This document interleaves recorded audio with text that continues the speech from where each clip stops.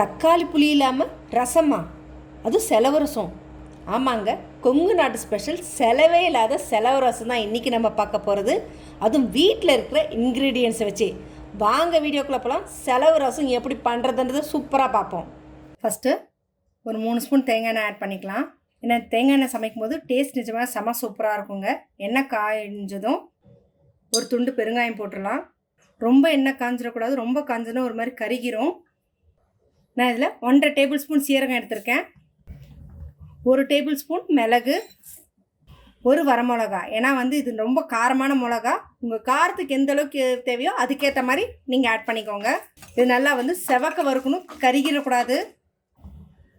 இது கூடவே இடித்து வச்ச பூண்டு பல் ஒரு 10.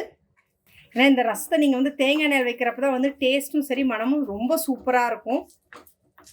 நார்மலாக இருக்கிறதுனால ரொம்பவே நல்லாயிருக்கும் அது சாப்பிட்றதுக்கு. கொஞ்சமாக நறுக்கி வச்சுருந்த கொத்தமல்லி தண்டு, இல்லைன்னா நீங்கள் தேவையில்லை, அவாய்ட் பண்ணிக்கலாம். நான் இருக்கிறதுனால ஃப்ரெஷ்ஷாக போட்டிங்கன்னா இன்னும் ஃப்ளேவர் நல்லாயிருக்கும். நல்லா சிம்லேயே வச்சு வறுத்துக்கோங்க. இந்த ரசம் நம்ம நார்மலாக வைக்கிற ரசமாக இல்லாமல் கொஞ்சம் டிஃப்ரெண்ட்டாக தாங்க இருக்கும் டேஸ்ட்டு.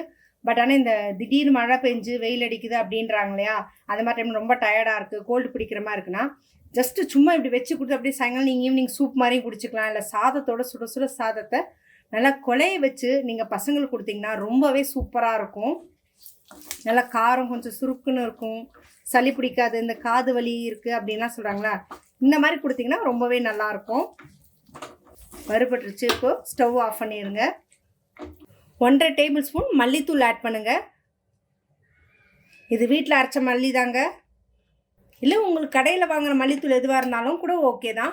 நீங்கள் ஃப்ரெஷ்ஷான மல்லி போடுறதோட இந்த மல்லித்தூள் போடும்போது அது டேஸ்ட் வேறு மாதிரி இருக்கும்.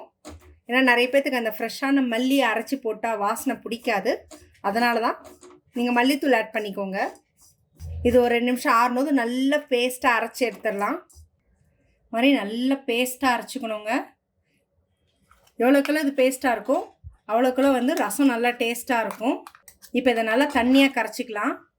இந்த ரசம் எவ்வளோக்கெவ்வளோ தண்ணியாக இருக்கோ அப்போ தான் டேஸ்ட் நல்லாயிருக்கும். நார்மல் ரசம் மாதிரி திக்காக இருக்கக்கூடாது. நான் மிக்ஸி இது பண்ணி அந்த தண்ணியை தான் ஊற்றுறேன். இதில் நல்லா கட்டி இல்லாமல் கரைச்சிக்கோங்க. ரசம் நல்லா தண்ணியாக இருக்கணுங்க, திக்காக இருக்கக்கூடாது. இன்னும் தண்ணி ஆட் பண்ணிக்கலாம். இப்போ இதை தாளிக்க ஆரம்பிச்சிரும். எப்பவுமே ரசத்துக்கு தக்காளி புளியெல்லாம் ஊற வச்சு செய்வோம். இதை எதுவுமே இல்லை, இருக்கிறத வச்சு டக்குன்னு ஒரே ஒரு 10 நிமிஷத்தில் நீங்கள் ரசம் வச்சிடலாங்க. இப்போது கடாய் காஞ்சிருச்சு. தாளிக்கிறதுக்கு ஒரு 2 ஸ்பூன் எண்ணெய் ஆட் பண்ணிக்கலாம். தேங்காய் எண்ணெய் தாங்க யூஸ் பண்ணுறதுக்கு. இல்லை உங்களுக்கு வேணும்னா நல்லெண்ணெய் கூட நீங்கள் யூஸ் பண்ணிக்கலாம். ஆனால் தேங்காய் எண்ணெய் ஃப்ளேவர் சூப்பராக இருக்கும் டேஸ்ட்டு. இப்போது கொஞ்சமாக கடுகு சேர்த்துக்கலாம். இடித்து வச்சிருந்த சின்ன வெங்காயம்,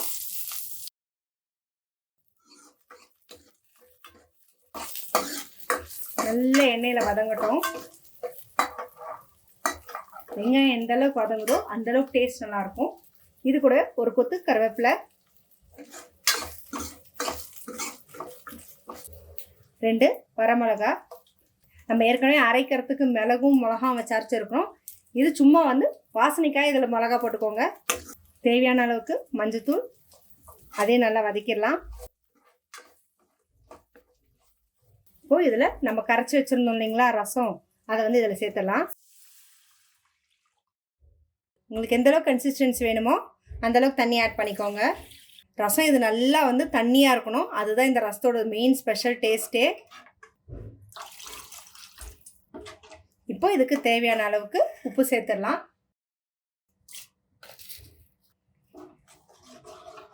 இது நல்லா கொதிச்சு வரணுங்க.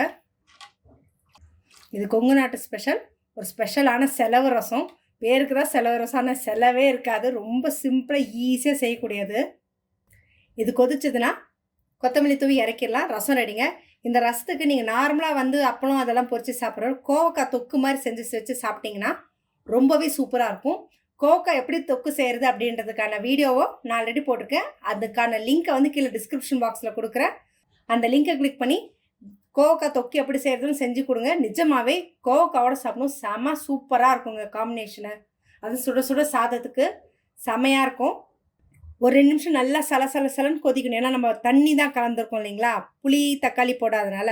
அந்த தண்ணியோட பச்சை வாசனை அடங்கணும், அதுக்கு தான். ரசம் சூப்பராக நல்லா கொதிச்சிருச்சுங்க. நம்மளோட செலவு ரசம் ரெடி ஆகிடுச்சு. இப்போ இது கூட ஸ்டவ்வை ஆஃப் பண்ணிவிட்டு அப்புறமா கொத்தமல்லி வந்து லேசாக தூவிக்கலாம்.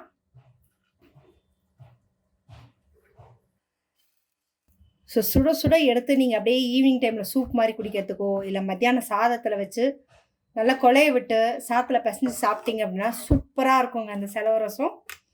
ஸோ நான் சொல்லிக் கொடுத்த மெத்தட் உங்களுக்கு பிடிச்சிருக்குன்னு நினைக்கிறேன்.